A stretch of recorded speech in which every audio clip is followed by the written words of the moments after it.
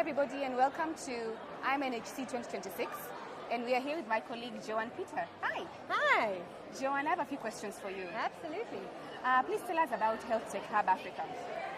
Health Tech Hub Africa is a very exciting initiative that JPIGO leads in conjunction with Vilgrow Africa and Helena. It's a pan-African innovation platform that works with governments and with innovators to help scale health tech solutions in the public sector. Great. So from your perspective, what makes Health Tech Hub Africa a compelling model for supporting health innovation ecosystems? I think it's got a lot to do with what I already said, in that it works with innovators and governments. So you get a lot of accelerator programs that focus on working with innovators, and that's brilliant, but oftentimes the barriers that innovators will cite that are stopping them from going to scale are not really things that they can directly control. They're things like the policy environment or the regulatory environment or digital infrastructure. And these are things that are ecosystem issues or government issues that innovators themselves can't address. So if you really want to help those innovators to go to scale in the public sector, you need to be working with innovators and with governments. And governments need support too. They need to understand what innovations are out there, which best meet their priorities, how can they decide which are the most cost effective, which have the best evidence, and so they need support too. So the Health Tech Hub is unique in that it caters to both of those audiences and really tries to think about the system as a whole. Great. So how does that model and that approach differ from the traditional accelerator or incubator models? How do they differ? Are they different? Yeah, I think that it's unusual to be thinking so systematically of all of these different variables that come into play. A lot of accelerators, they'll look, for example, at the product or they'll look at the business model, which is very, very important, but they won't look at the broader health system context or what it takes to actually introduce an innovation into the workflow of a health worker, for example. So these are some of the complexities when you really try to bring innovations into public sector systems. And the Health Tech Hub Africa tries to really grapple with some of that complexity. Great. Our first question spoke about what Health Tech Hub is about. So what value does that partnership between JPIGO, Vilgrow, and Helena bring to the innovators and the governments that you're working with? Well, we love this partnership because we think that you have three very different organizations that complement each other beautifully. So JPIGO, we are a health systems expert. We know ministries of health, we know service delivery, we know health workers, we know about the complexities of public sector health service delivery. Then you have Vilgrow Africa. They are more of a business accelerator program. So they know about investors and about investment readiness and about business models and about product. And so they bring a lot of that business acumen. And then you have Helena, that's the Pan-African Health Informatics Association. So they know about data standards and about interoperability and about data security and privacy, all of the things that often are really, really important when it comes to health tech innovations and integrating those into existing health information systems. So you bring together those three implementers, you have an absolute powerhouse of skills and expertise that can come together for the benefit of innovators and governments. Great, a perfect combination. Perfect combination, we love it. Yes. So we'll get to the hows now. Yeah. How is the hub helping innovators? You know, we've heard from innovators. Yeah. So how is the hub helping innovators move from pilot stage solutions to real-world implementation?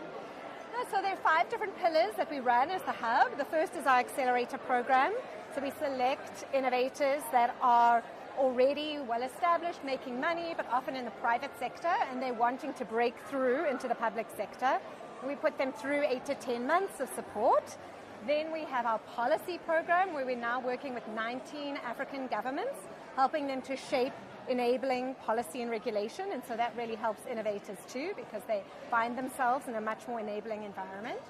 And then we also deploy catalytic capital. So we run innovation challenges, and we select those innovators that are really poised to demonstrate their solutions in the public sector, and we provide them with small amounts of capital to make those demonstration projects so that they can make the case for governments.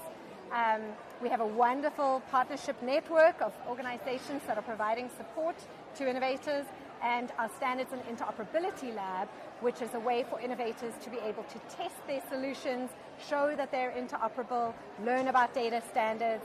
And so together, those 5 pillars really come together to support innovators in a very holistic way. Awesome. This is the second last question. Okay. So how can catalytic capital and policy support help unlock pathways for the innovations, and just be able to move them from the pilot stage to sustainable adoption in a public health system? Yeah, well, as I said, that move from private sector to public sector is not easy. And so a lot of these innovators are very interested in making the move because they know that that's where the opportunity for scale and impact really lies. But they need to, win the attention of government stakeholders to show them that their solution can be a match to their priorities, that it's feasible, that it's acceptable, that it can deliver the results that they're looking for. And so this catalytic capital from the hub can help them to make those first steps into the public sector so that they can actually show what they can accomplish. But then also, very importantly, we look at the barriers that they experience as they are trying to enter the public sector, and we feed those barriers back to our intergovernmental working group. So they are really interested in the real-world experiences of innovators. And if we say to them, this licensing process wasn't working, or this regulation is not fit for purpose when it comes to health tech, that real-world evidence, real-world experience can really inform their process of policy development, of regulation development. So creating that feedback loop between the demonstrations and policy development, we think is really, really powerful to make sure that governments are in tune with what innovators require. Definitely. So looking into the future, Joanne, what needs to happen to enable direct government contracting and a more seamless integration of locally developed health tech solutions into the public system? That is a great question, and it's one that we don't always know the answer to, but just 2 weeks' time, we have a co-design meeting that's going to be happening with representatives from 5 African countries, 10 leading innovators, together in a room, hashing out some of these challenges. How do we make public procurement processes more easy for innovators to understand, more fit for purpose?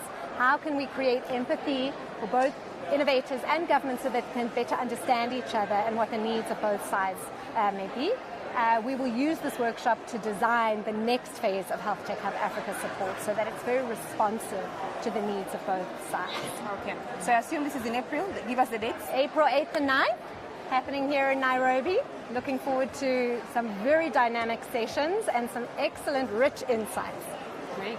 Thank you. I'd love to just do one thing, which a lot has been done, a lot has been accomplished, lots of great collaborations and partnerships. Please tell us about the results, and what has been achieved in the last 4 years. So we are so proud of what's been accomplished in the 4 years since the Health Tech Hub Africa started. We've worked with 118 of the leading health tech companies on the continent. We've engaged 82 different policymakers from across the continent. Those companies together have reached more than 8.5 million people with their health services. They have raised almost $27 million in private capital, all coming to support health on the African continent.